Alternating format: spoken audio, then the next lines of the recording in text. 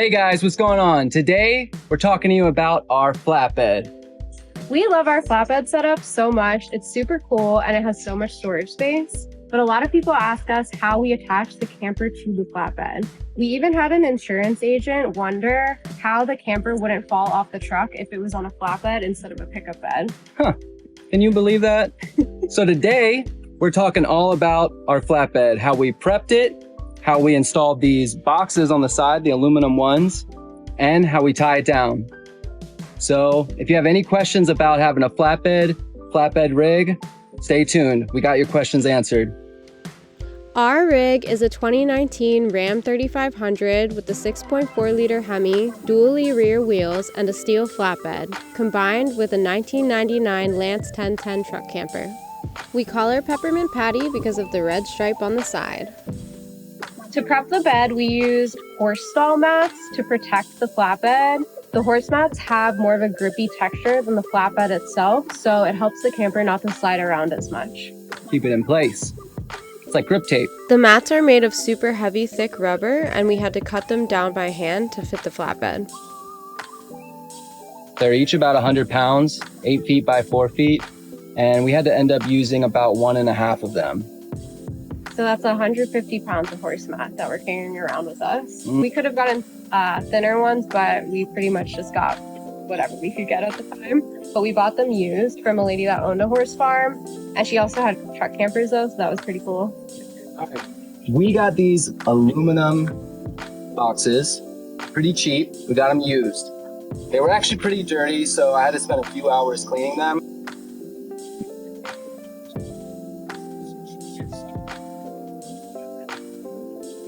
Hannah helped a little too. Now they're 7 feet long, so they were a little bit of an ordeal to install. So shout out to Lee, our friend helped us. We actually had to go to a Safeway parking lot to get a level spot, because where we lived at the time in Oakland was on a hill, and we could not install these on a flatbed on a hill. Give them a little pat.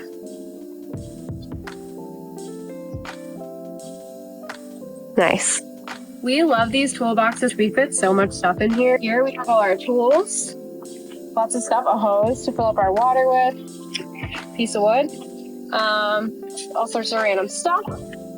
Useful, very useful things that we use all the time. You have to open the... I'll open this. Yeah. Still can't open it all the way, which is a little annoying. We slide stuff out through that side, but paper towel, a cooler, some oil for when we change our oil, art supplies, trash bags. Ooh. This is our second battery that this RV tech, who I actually traded him a website for our hot water heater. We became friends. He gave us this extra battery he had that he had taken out of someone else's rig. Pretty sweet. This is locked. Uh-oh, let's start below. So in this one, what is this? Oh, we have cardboard and the rest of the oil change stuff. Oil change. For Ollie to lay on under the truck. Yeah, and then make sure we don't, get oil anywhere else. And here, sticky. We have our rug, our outdoor rug. Exercise stuff. So this one we have some awesome stuff in. We have instruments. So we have an 88 key full-size keyboard for Ollie to play. We have a little steel drum, a ukulele in here somewhere, blankets, yoga mat. Okay, so here's the ukulele. We have some extra camping supplies, a tent, backpacks. You can see the end of the keyboard here because there's no divider inside these. They have 2 doors, but it's one piece all the way through. So that's why we can have the full-size keyboard in here, because we just slide it in. And then some sleeping bags and stuff like that. In case we ever go backpacking. Nice. That's it. We put a lot of stuff in these toolboxes. All right, picture this. You just got your first dually, right?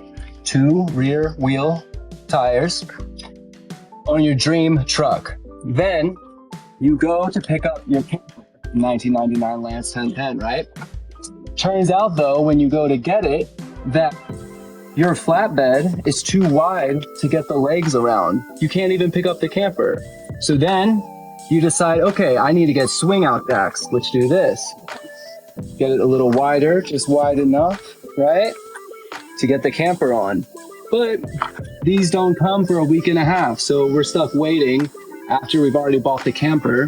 Then when they come, it turns out that the model they sent us, even though it's a guaranteed fit, doesn't actually fit. Because see that diagonal? It was not like that when we got it. It was a rectangle here. It didn't fit on with the head of the jack.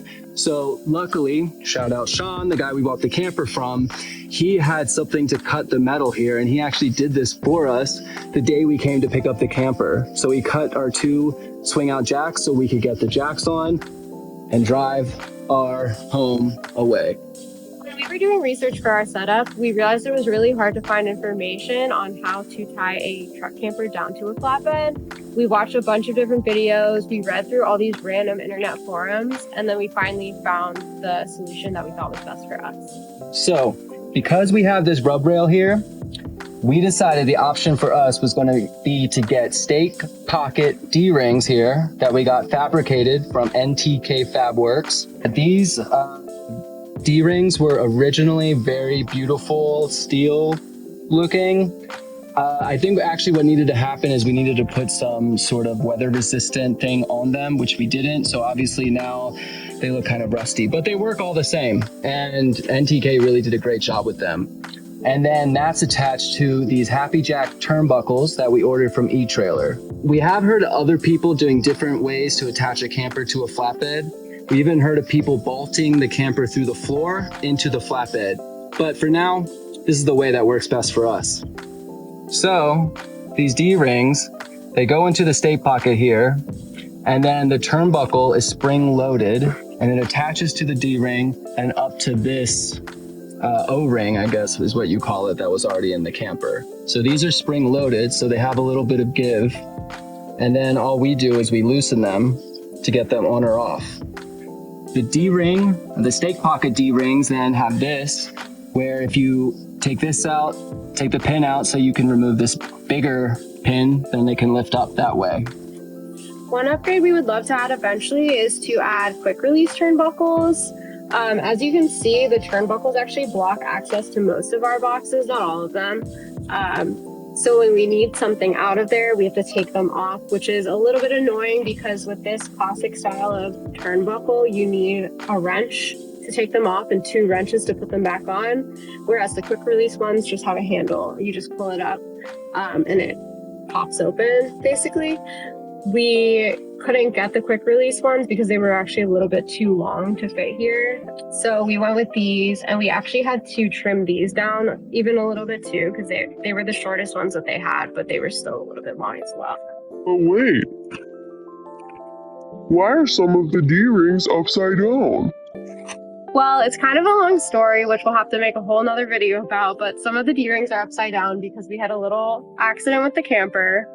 And when we repaired it, we reinforced this area here and we added new O-rings. And these O-rings, actually the bottom of them where it hooks sits a little bit lower down, which means that these turnbuckles were actually a little bit too long. And you can see we have it tightened down almost all the way right now. So the only way to make it fit was to flip the D-ring upside down. We weren't 100% sure about this when we tried it, but we've been driving with it like this for probably almost 6 months and across the entire United States, and it has been working great so far. After a few months of driving, the camper shifted. It was really off center, so we had to reset the whole thing. So a few months ago, Ollie built a wooden frame. He took little 2x4s and he bolted them in L shapes around the front and back corners of the camper so that it can't shift around as much. The setup has fixed the shifting problem. It's held solid ever since. Our setup has been amazing so far, but it's not perfect yet. We're always improving. Recently, we added a bike rack that sits on the ladder. And next, we're going to try to figure out where to mount the spare tire. Hey, so if you guys have any questions, if there's anything that you guys want to ask or need any advice about either a flatbed or any kind of DIY camper setup, ask in the comments or just send us a message. We love to help. More build tips and off-grid stories coming soon. If you like it, don't forget to subscribe. Thanks, y'all.